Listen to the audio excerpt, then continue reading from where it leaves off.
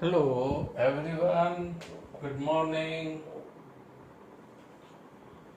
Chapter 2 में आज हम पढ़ने वाले हैं डाइलेक्ट्रिक मटेरियल, उसके टाइप्स और उसकी इलेक्ट्रिक फील्ड में जो बिहेवियर है उसके बारे में आज हमें स्टडी करना है। पहले तो डाइलेक्ट्रिक मटेरियल क्या है और उसके टाइप्स कौन से हैं। तो insulating material is known as dielectric. जो इंसुलेटिंग मटेरियल है उसको डाइइलेक्ट्रिक मटेरियल्स बोलते हैं। उसके दो टाइप्स है, पोलर डाइइलेक्ट्रिक, सेकेंड है non polar dielectric. Polar dielectric material क्या है? The molecule in which positive charge centre and negative charge centers are not coincide with each other. Such molecules is known as polar molecules. ऐसे molecules के जिसमें positive charge centre and negative charge centre अलग अलग है, दूर दूर है, एक दूसरे पे कोइंसाइड नहीं है, तो ऐसे मोलेक्यूल्स को बोलते हैं पोलर मोलेक्यूल। तो positive charge centre negative charge centre के बीच में डिस्टेंस है, यानी ऐसे मॉलिक्यूल्स में having permanent electric dipole moment, ऐसे मॉलिक्यूल्स के पास इलेक्ट्रिक डाइपोल मोमेंट होती है। और एग्जांपल में हम लिख सकते हैं HCl, H+, Cl- and H2O, H+, OH-। अब सेकेंड है नॉन पोलर मॉलिक्यूल्स। तो उसकी जो डेफिनेशन है same to same polar molecules के जैसी है। The molecule in which positive charge centre and negative charge centre are coincide each other, such molecule is known as non polar molecules. ऐसे molecules की जिसमें positive charge centre negative charge centre एक दूसरे पर ही होते हैं, ऐसे मॉलिक्यूल्स को नॉन पोलर मॉलिक्यूल्स बोलते हैं। अब positive charge centre negative charge centre सब एक दूसरे पर ही को इनसाइड है, तो दोनों के बीच का जो डिस्टेंस है, ये पॉजिटिव चार्ज सेंटर समझ लो, ये नेगेटिव चार्ज सेंटर, तो दोनों के बीच का डिस्टेंस कितना आएगा? 0। अब डिस्टेंस 0 है तो ऐसे मॉलिक्यूल्स की इलेक्ट्रिक डाइपोल मोमेंट भी कितनी होगी? 0 होगी। और इसमें example H2, CO2, Cl2 etcetera, इसके एग्जांपल ले सकते हैं। Question 39, explain polarization of non-polar molecule in uniform electric field। यानी नॉन पोलर मॉलिक्यूल्स को इलेक्ट्रिक फील्ड में रखते हैं तो उसकी जो बिहेवियर होती है वो हमें यहाँ पर डिस्कस करनी है। और उस बिहेवियर को ही हम बोलते हैं polarisation of non polar molecules. And define linear isotropic dielectric. किस मटेरियल को या किस ऑब्जेक्ट को लीनियर आइसोट्रोपिक डाइइलेक्ट्रिक बोलते हैं, उसकी डेफिनेशन भी हमें यहाँ पर लिखनी है। तो बच्चों पहले आपको नॉन पोलर मॉलिक्यूल क्या है उसके बारे में आपको मालूम होना चाहिए। तो ऐसे मॉलिक्यूल्स के जिसमें positive charge centre negative charge centre एक दूसरे पे कोइंसाइड है, राइट।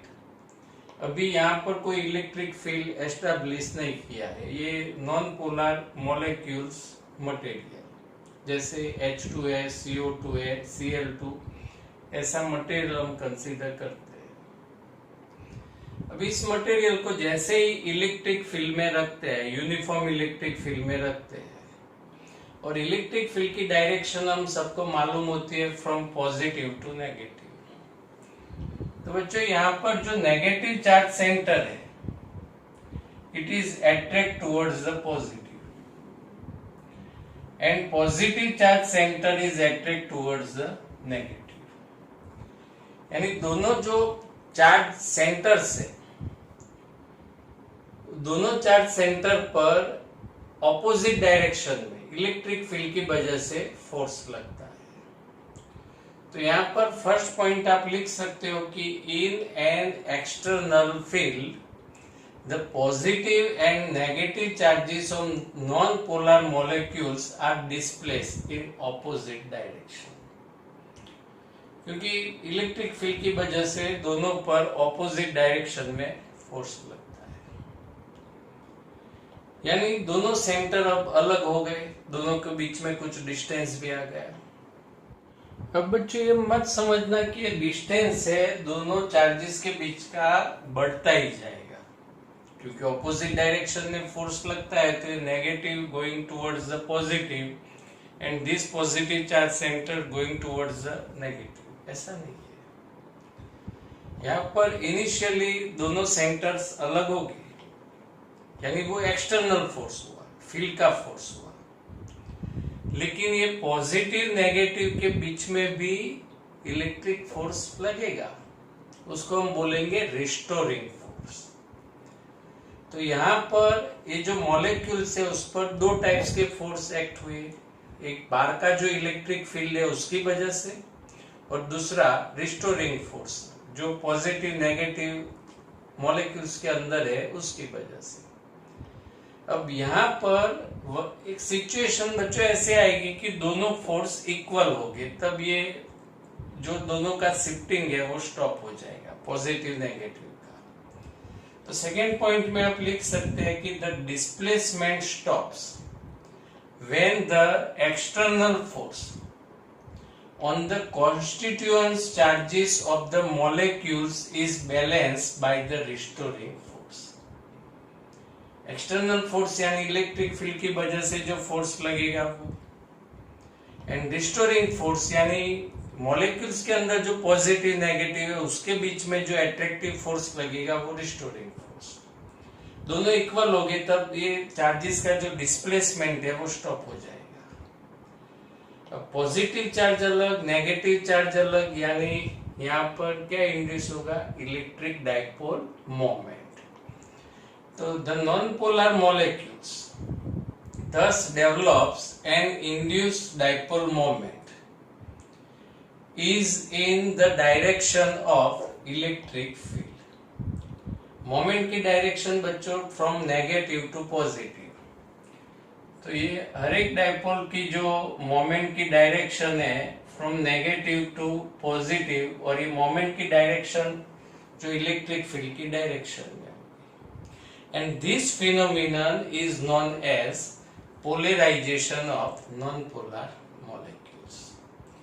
बच्चों polarisation of non polar molecules क्या है, सिंपल, नॉन पोलर मॉलिक्यूल्स को आप यूनिफॉर्म इलेक्ट्रिक फील्ड में रख दो तो उसका negative charge centre positive charge centre पर ऑपोजिट डायरेक्शन में फोर्स लगेगा और वो अलग हो जाएगी। जब एक्सटर्नल फोर्स और रिस्टोरिंग फोर्स इक्वल होगा तब दोनों का डिस्प्लेसमेंट भी स्टॉप हो जाएगा एंड मोमेंट इंड्यूस होगी। This phenomenon is known as polarisation of non polar molecules. अब लीनियर आइसोट्रोपिक डाइलेक्ट्रिक्स क्या है उसको समझते हैं। In an external electric field, ये एक्सटर्नल इलेक्ट्रिक फील्ड है, when the induced dipole moment, अब जो डाइपोल मोमेंट इंड्यूस हुई वो is in the direction of the field, जो मोमेंट इंड्यूस होती है वो फील्ड की डायरेक्शन में होनी चाहिए। दूसरी भी साथ में एक कंडीशन है, and is proportional to the field strength. ये जो इंड्यूस मोमेंट है is proportional to field strength. तो ये तो समझ सकते हो बच्चों, आपकी फील्ड स्ट्रेंथ ज्यादा है, इलेक्ट्रिक फील्ड का मैग्नीट्यूड ज्यादा है, तो ये डिस्टेंस ज्यादा होगा और मोमेंट भी ज्यादा होगी। फील्ड वीक है प्लस माइनस के बीच का डिस्टेंस कम आएगा, मोमेंट्स की वैल्यू भी कम आएगी। आ रहा है समझ में? Okay. And substances for which this assumption is true are called linear isotropic dielectric। तो बच्चों, ऐसे सब्सटेंस कि जिसको इलेक्ट्रिक फील्ड में रखने से जो मोमेंट इंड्यूस होती है, वो मोमेंट फील्ड की डायरेक्शन में होनी चाहिए, और मोमेंट्स का जो मैग्नीट्यूड है वो इलेक्ट्रिक फील्ड के मैग्नीट्यूड के प्रोपोर्शनल में होता। तो ऐसे सब्सटेंसेस को आप क्या बोल सकते हो? Linear isotropic dielectric. Question 40, explain polarization of polar molecules in uniform electric field. बच्चों, पोलर मॉलिक्यूल्स को यूनिफॉर्म इलेक्ट्रिक फील्ड में रखते हैं तो उसकी बिहेवियर हमें डिस्कस करना है। लेकिन पहले आपको पोलर मॉलिक्यूल्स क्या है वो तो मालूम ही है कि ऐसे मॉलिक्यूल्स की जिसमें positive charge centre and negative charge centres are not coincide with each other, separate होते हैं, और हर एक मॉलिक्यूल्स के पास होती है परमानेंट इलेक्ट्रिक डाइपोल मोमेंट। तो ऐसे मॉलिक्यूल्स को आप बोल सकते हो पोलर मॉलिक्यूल्स। तो यहां पर पहले नॉर्मल सिचुएशन में यानी इलेक्ट्रिक फील्ड नहीं है, तो ये जो मॉलिक्यूल्स होता है उनकी अरेंजमेंट रैंडम होती है, साथ में उनकी जो इलेक्ट्रिक डाइपोल मोमेंट की जो डायरेक्शन होती है वो भी रैंडम होती है। देखो, ये मॉलिक्यूल्स है, उसकी डायरेक्शन, मोमेंट की direction from negative to positive, यहाँ नेगेटिव टू पॉजिटिव, यानी सब मॉलिक्यूल्स की मोमेंट की जो डायरेक्शन है वो रैंडम होती है। तो आप सब मॉलिक्यूल्स की मोमेंट्स का टोटल करते हो तो वो टोटल मोमेंट्स आपको कितनी मिलेगी? 0, क्योंकि सबकी डायरेक्शन अलग अलग है। अब ऐसे मॉलिक्यूल्स को आप यूनिफॉर्म इलेक्ट्रिक फील्ड में रखते हो। तो अब यूनिफॉर्म इलेक्ट्रिक फील्ड में जब आप मॉलिक्यूल्स को रखते हो तो ये हर एक डाइपोल पर, हर एक मॉलिक्यूल डाइपोल पर टॉर्क एक्ट होगा अकॉर्डिंग टू चैप्टर पर, और ये टॉर्क एक्ट होने से सभी मॉलिक्यूल डाइपोल फील्ड के पैरेलल अरेंज हो जाएगी। तो यहाँ पर आप नेक्स्ट पॉइंट में लिख सकते हो कि when an external field is applied the individual dipole moments tends to align with the field. तो अलाइन होने का रीजन है उन पर जो टॉर्क एक्ट होता है, और टॉर्क की वजह से वो फील्ड के पैरेलल अरेंज हो जाती है। तो when sum overall the molecules there is a net dipole moment in the direction of the electric field means the dielectric is polarized, which is shown in figure। तो बच्चों, polar molecules का polarisation क्या है? तो simple, जब आप उसको external field में रखोगे तो हर एक मॉलिक्यूल्स की जो डाइपोल है वो फील्ड के पैरेलल अरेंज हो जाएगी, और मोमेंट की भी डायरेक्शन फील्ड के पैरेलल ही। इस फिनोमिनन को क्या बोल सकते हैं हम? Polarisation of polar molecules. The extent of polarisation, ये जो मॉलिक्यूल्स फील्ड के पैरेलल अरेंज होते हैं वो किस पर डिपेंड होता है? तो depend on the relative strength of two mutually opposite factors, यानी the extent of polarisation is depend on 2 factors. अब 2 फैक्टर कौन से है वो समझते हैं। The dipole potential energy in the external field tending to align the dipoles with the field, यानी torque, यानी पोटेंशियल एनर्जी डाइपोल की, वो इलेक्ट्रिक डाइपोल को फील्ड के पैरेलल अरेंज करता है। And thermal energy tending to disturb the alignment, क्योंकि ये सब एक्सपेरिमेंट रूम टेम्परेचर पर हो गए और टेम्परेचर की वजह से मॉलिक्यूल्स के पास हीट एनर्जी होगी, थर्मल एनर्जी होगी, और वो थर्मल एनर्जी है उनको अलाइनमेंट में से डिस्टर्ब करेगी। तो यहाँ पर बच्चों ऐसी सिचुएशन जनरेट्स होगी कि जैसे पोटेंशियल एनर्जी है डाइपोल की, वो डाइपोल को ऐसे फील्ड के पैरेलल अरेंज करती है, और हीट एनर्जी है थर्मल एनर्जी उसको यहाँ ऐसे अलाइनमेंट से डिस्टर्ब करती है। लेकिन फिर से पोटेंशियल एनर्जी उसको फील्ड के पैरेलल अरेंज करेगी, ऐसा चलता रहेगा। Generally the alignment effect is more important for polar molecules, यानी सब मॉलिक्यूल्स फील्ड के पैरेलल अरेंज हो जाए वो हमारे लिए बहुत ही इम्पोर्टेंट है। Next question, how does the polarized dielectric modify the original external electric field inside it? Uniform electric field में आप डाइलेक्ट्रिक ऑब्जेक्ट रखते हो तो उसके अंदर इलेक्ट्रिक फील्ड कैसे मॉडिफाई होता है वो हमें यहाँ पर डिस्कस करनी है।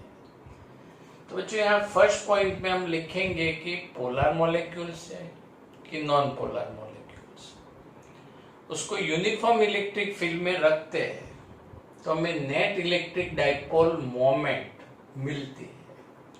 तो यहाँ पर फर्स्ट पॉइंट, व्हेन पोलर और non polar molecules place in an external electric field a dielectric develop a net dipole moment.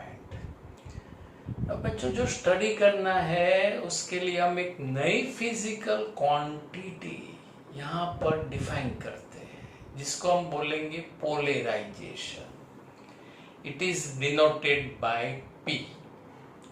Dipole moment is also denoted by P, and polarization is also denoted by P. So definition of polarization, the dipole moment per unit volume is called polarization, and it is denoted by vector P. अब definition पर से इसका equation लिख सकते हैं बच्चों, electric dipole moment upon volume. याद रखना क्या है equation, electric dipole moment upon volume. Unit is coulomb per metre square, moment का यूनिट कूलम इंटू मीटर, नीचे वॉल्यूम यानी मीटर क्यूब, सिंप्लीफाई करो तो यहाँ पर unit coulomb per metre square. तो बच्चों ये यूनिट किसके जैसा हुआ, तो सरफेस चार्ज डेंसिटी के जैसा यूनिट्स हुआ। तो कूलम पर मीटर स्क्वायर किस दो फिजिकल क्वांटिटी का यूनिट्स है, तो एक polarization and second surface charge density. बच्चों पोलराइजेशन की डेफिनेशन क्या आएगी, the electric dipole moment per unit volume is called polarization. For linear isotropic dielectric, तो ये एक्सपेरिमेंटली रिजल्ट है जिसको आपको डायरेक्टली एक्सेप्ट करना है। Polarization is directly proportional to electric field. Proportional release करते हैं तो यहाँ पर प्रोपोर्शनल कांस्टेंट मिलता है जिसको हम बोलते हैं काई ई। ये कांस्टेंट है जिसको बोलते हैं काई E, and chi E is known as the electric susceptibility of dielectric medium. तो बच्चों रिलेशन कौन सा, polarization proportional to electric field, proportional release करते हैं कांस्टेंट मिलता है। कौन सा कांस्टेंट मिलता है, एक्स ई, लेकिन उसको रीड करते हैं काई E, and this chi E constant is known as the electric susceptibility of dielectric medium. अब एमसीक्यू के लिए बच्चों थोड़ा आप याद रख दो इलेक्ट्रिक ससेप्टिबिलिटी के बारे में। तो ये जो कांस्टेंट है इलेक्ट्रिक ससेप्टिबिलिटी किस पर डिपेंड है, तो मटेरियल के टाइप्स पर एंड सेकेंड टेम्परेचर पर, दो चीज पर ये डिपेंड है। ये जो ससेप्टिबिलिटी है कांस्टेंट वो यूनिट लेस है, डायमेंशनल लेस है। इसका डायमेंशनल फॉर्मूला पूछा जाए तो m0 l0 t0 में लिखना पड़ेगा। अब बच्चों आगे समझते हैं कि इलेक्ट्रिक फील्ड में क्या चेंजेस होता है, वो हमें समझना है। तो पहले आप ऐसे एक डाइलेक्ट्रिक स्लैब ले लो जिसको यूनिफॉर्म इलेक्ट्रिक फील्ड के अंदर रखा है। पोलर मॉलिक्यूल्स है कि नॉन पोलर मॉलिक्यूल्स, सबकी इलेक्ट्रिक डाइपोल मोमेंट ऐसे फील्ड के पैरेलल अरेंज हो जाएगी, पोलराइजेशन हो जाएगा। तो यहाँ पर अब आगे आप लिख सकते हैं कि consider a rectangular dielectric slab place in a uniform electric field vector E not and this field causes a uniform polarization vector P of the dielectric, यानी सब मोमेंट फील्ड के पैरेलल अरेंज हो जाएगी, यानी हमें मिलेगा मोमेंट पर यूनिट वॉल्यूम, यानी सब जगह पर पोलराइजेशन होगा uniform polarization vector P of the dielectric. अब बच्चों आप यहां पर स्मॉल एलिमेंट्स कंसीडर करो डेल्टा V, कहीं पर भी आप स्मॉल एलिमेंट ले लो, यहां पर भी आप ले सकते हो। अभी जो स्मॉल एलिमेंट्स है वो स्मॉल एलिमेंट्स के अंदर मोमेंट्स कितनी होगी और टोटल चार्ज कितना होगा वो हमें फाइंड करना है। तो बच्चों यहाँ पर आप इस रिजल्ट में यहाँ पर डेल्टा V लिख दो, वो मल्टीप्लाई में यानी पोलराइजेशन इनटू डेल्टा V हमें मिलेगा इलेक्ट्रिक डाइपोल मोमेंट। और इस यहाँ पर जो आपने स्मॉल एलिमेंट्स लिया है इसमें टोटल चार्ज कितना होगा, माइनस प्लस टोटल चार्ज 0 होगा। तो every volume element delta V of the slab has a dipole moment vector P delta V। आप यहाँ सभी जगह पर स्मॉल एलिमेंट्स ले लो जहां पर डाइपोल है वहां पर, तो वहां पर इलेक्ट्रिक डाइपोल मोमेंट इतनी होगी vector P into delta V and in direction of electric field. और साथ में the volume element has no net charge but has net dipole. Total charge यहाँ पर 0 होगा लेकिन मोमेंट्स मिलेगी और वो मोमेंट्स फील्ड के डायरेक्शन में होगी। अब यहाँ पर बच्चों जो डाइलेक्ट्रिक स्लैब है उसके इनसाइड आप थोड़ा स्टडी करो तो यहाँ प्लस माइनस, नीचे भी माइनस, यानी क्या हुआ कि इनसाइड ये प्लस माइनस यानी टोटल चार्ज कितना हो जाएगा, 0 हो जाएगा। तो उसका रीजन है कि because the positive charge of one dipole sits close to the negative charge of the adjacent dipole। तो इसकी वजह से ये स्लैब के अंदर हर जगह पर नेट चार्ज टोटल चार्ज हो जाएगा 0। लेकिन यहाँ पर स्लैब की जो बाउंड्री है यहाँ पर पॉजिटिव चार्ज इंड्यूस होगा और यहाँ पर लेफ्ट साइड जो बाउंड्री है वहां पर नेगेटिव चार्ज इंड्यूस होगा and such charges are known as a bound charges. ऐसे चार्जेस को क्या बोलते हैं, बाउंड चार्जेस। और यहाँ पर charges bound charges divide by area कर दो यानी सरफेस चार्ज डेंसिटी। तो यहाँ पर बाउंड चार्जेस की सरफेस चार्ज डेंसिटी हमें मिलेगी प्लस सिग्मा पे और यहाँ नेगेटिव चार्ज है तो यहाँ पर डेंसिटी मिलेगी माइनस सिग्मा पे। अब बच्चों इलेक्ट्रिक फील्ड की डायरेक्शन कौन सी होती है? From positive to negative. तो अब ये जो डाइलेक्ट्रिक स्लैब है उसके अंदर यहाँ from positive to negative electric field induce होगा, यानी ये electric field external electric field के ऑपोजिट डायरेक्शन में है।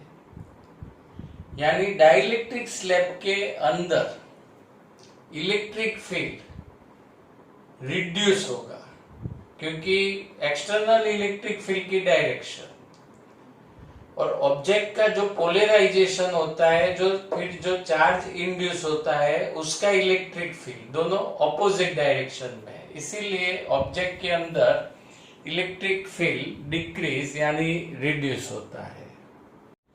Next question, explain the effect of dielectric on capacitance of parallel plate capacitor. जैसे लास्ट क्वेश्चन में इलेक्ट्रिक फील्ड में dielectric slab रखते हैं तो उसके इनसाइड इलेक्ट्रिक फील्ड डिक्रीज होता है, वैसे डाइलेक्ट्रिक की कैपेसिटेंस पर क्या इफेक्ट होती है, इस क्वेश्चन में हमें डिस्कस करना है। तो पहले बच्चों पैरेलल प्लेट कैपेसिटर लेते हैं, जिसमें फर्स्ट कंडक्टर पर है electric charge plus Q, second पर minus Q electric charge, charge density plus sigma minus sigma, distance between two plate d and plate area is A as shown in figure। अब यहाँ दो plate के बीच में medium, कुछ भी medium नहीं है, वैक्यूम कंसीडर करते हैं। तो ये सब हम आगे डिस्कस कर चुके हैं कि electric field E naught is equal to sigma by epsilon naught. Potential difference V naught is equal to E naught D।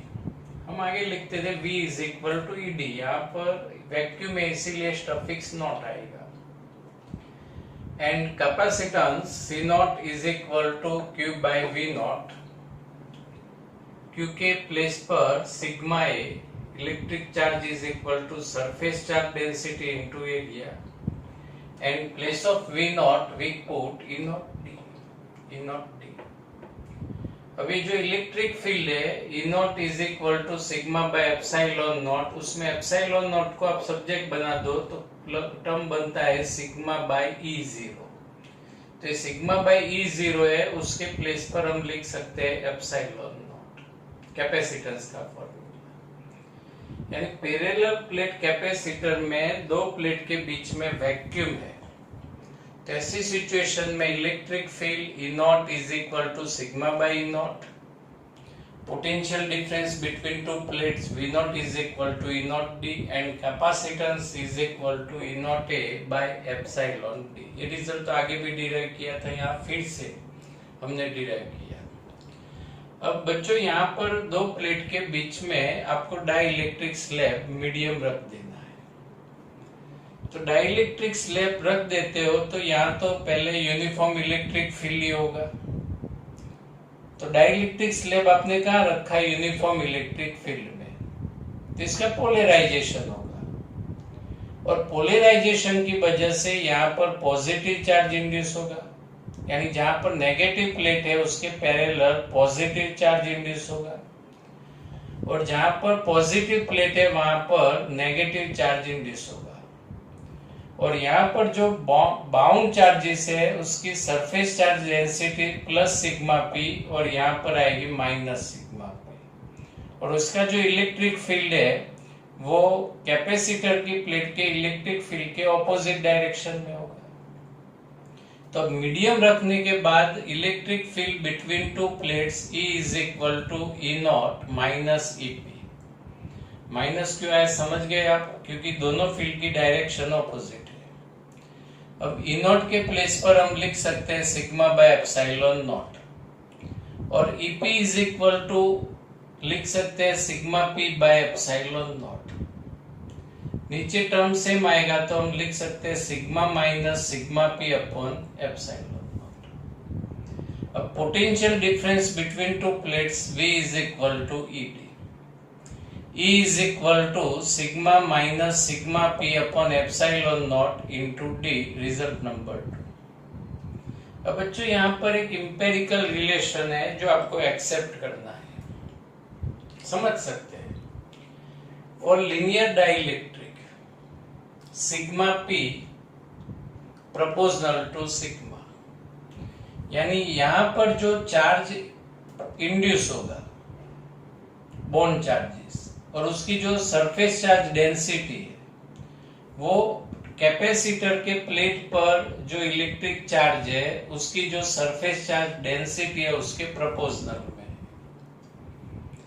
तो इसका मीनिंग ये हुआ कि जो डिफरेंस है सिग्मा माइनस सिग्मा P, ये जो डिफरेंस है is also proportional to sigma. ये इंपेरिकल रिलेशन है. अब ये प्रोपोर्शनल रिलीज करते हैं तो यहाँ पर कांस्टेंट मिलता है के, नीचे आएगा K is constant and it is characteristic of dielectric medium and K is also known as dielectric constant. अभी जो रिजल्ट 2 है उसमें सिग्मा माइनस सिग्मा P के प्लेस पर हम अब लिख देंगे सिग्मा बाई के. तो ये लिख दिया सिग्मा बाई के. और सिग्मा के प्लेस पर surface charge density on plate of capacitor sigma is equal to Q by A. तो sigma is equal to Q by A.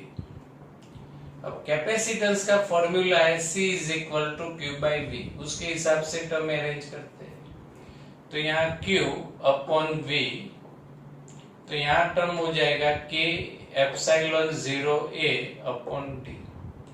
Q by V यानी capacitance C and epsilon 0A upon D is equal to लिख सकते हैं C naught. यानी dielectric slab रखने से capacitance कितना times increase हो गया, K टाइम्स.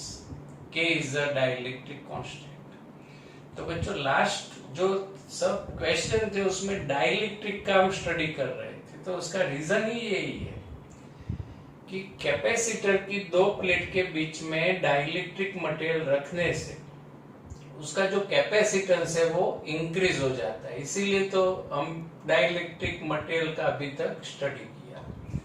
यानी capacitance of capacitor with dielectric medium becomes K times the capacitance of a capacitor with vacuum as medium. यानी कैपेसिटेंस K टाइम्स इंक्रीज हो जाता है. अब जो डाइलेक्ट्रिक कांस्टेंट K के बारे में समझ लेते हैं, उसकी डेफिनेशन क्या है, उसका दूसरी फिजिकल क्वांटिटीज के साथ रिलेशन क्या है वो समझ लेते हैं. तो पहले आप बच्चों याद रखिए dielectric constant is equal to epsilon upon epsilon naught. Epsilon permittivity of medium and epsilon naught permittivity of vacuum.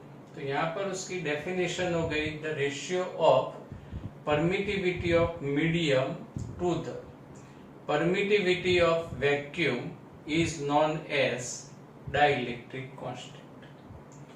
Second definition के लिए पहले एक रिलेशन डिराइव कर देते हैं कि कैपेसिटर में दो प्लेट के बीच में वैक्यूम है, तो electric field is equal to E naught sigma by epsilon naught. अब दो प्लेट के बीच में डाइलेक्ट्रिक मीडियम है तो electric field is equal to, अभी रिलेशन नेक्स्ट लास्ट क्वेश्चन में अभी डिराइव किया था, सिग्मा बाय K एप्सिलॉन 0. अब सिग्मा बाय एप्सिलॉन 0 के प्लेस पे आप लिख सकते हो E नॉट बाय K. यानी K is equal to E naught by E. E naught यानी इलेक्ट्रिक फील्ड, वैक्यूम है तब इलेक्ट्रिक फील्ड, और E मीडियम है तब इलेक्ट्रिक फील्ड. तो यहाँ पर ratio of intensity of electric field in vacuum to the intensity of electric field in dielectric medium is known as the dielectric constant. तो and last में ये जो dielectric constant K है वो यूनिट लेस है, डायमेंशनल लेस है, और साथ में बच्चों ये रिजल्ट भी याद रखना कि मीडियम रखने से इलेक्ट्रिक फील्ड है वो डिक्रीज होता है ई नॉट बाय के, और कैपेसिटेंस जो होता है वो के टाइम्स इंक्रीज होता है और ये के टाइम्स इलेक्ट्रिक फील्ड डिक्रीज होता है। Okay, thank you, have a nice day.